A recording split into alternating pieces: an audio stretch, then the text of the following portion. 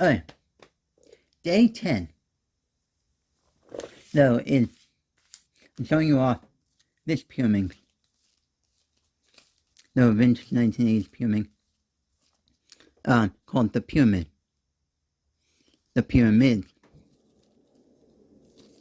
And so, a few months ago, in October-ish, I, saw an eBay listing from a seller who was selling this, and they were selling it as like a lot of 3, so they had 3 of these, and they were selling together. And so basically I bought it and decided to keep one of them, which is this one, then sell the other 2, which I sold one of them. And there's an interesting story behind it, where the seller, the buyer was like a mother, like a kid who just recently got into solving Rubik's Cube puzzle. And she told me, that she wanted this as a Christmas gift for her kid, who's just recently learned how to solve a Rubik's Cube and has only a few puzzles, but not this particular one.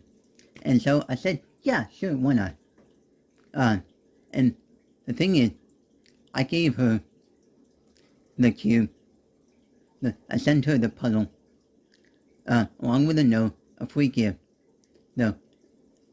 Several free gifts. Along with, on the note, is about the puzzle itself and special care needs about it.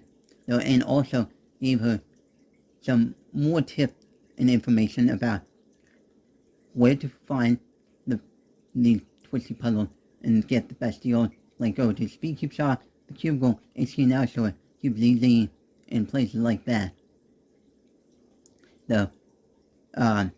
And so, yeah. And I put this puzzle when I sent it to her in a Speed Cube Shop, not a Speed Cube Shop, but the cubicle bag, like a cube bag, carrying bag. Which is like that one. Since I had 2 of them, and really I didn't really care about it. And it's like, hey, why not? So, as of turning this, like what you would expect, skip turning, and it's one of those mediocre, low tier puzzles, like what I said when I unboxed the Rubik's clock a few days ago. And this had a sticker on it that says made in Taiwan, and it's a similar situation with that other toy pyramid, the knockoff clone that I unboxed earlier. And it's sort of the same sticker colorways with gold instead of yellow and whatnot. So you get the point. It's a vintage pyramid, unique puzzle. Yeah, that right there.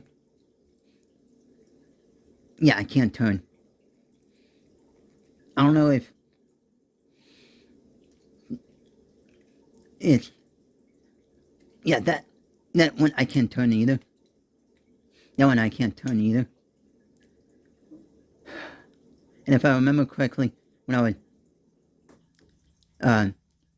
like getting the other 2 ready for sale, they had issues with the tip. Well, one of them did. So I had to do something, and yeah, I barely touched this one, though. Yeah, and the box is pretty unique, though, and whatnot. So that concludes day 10.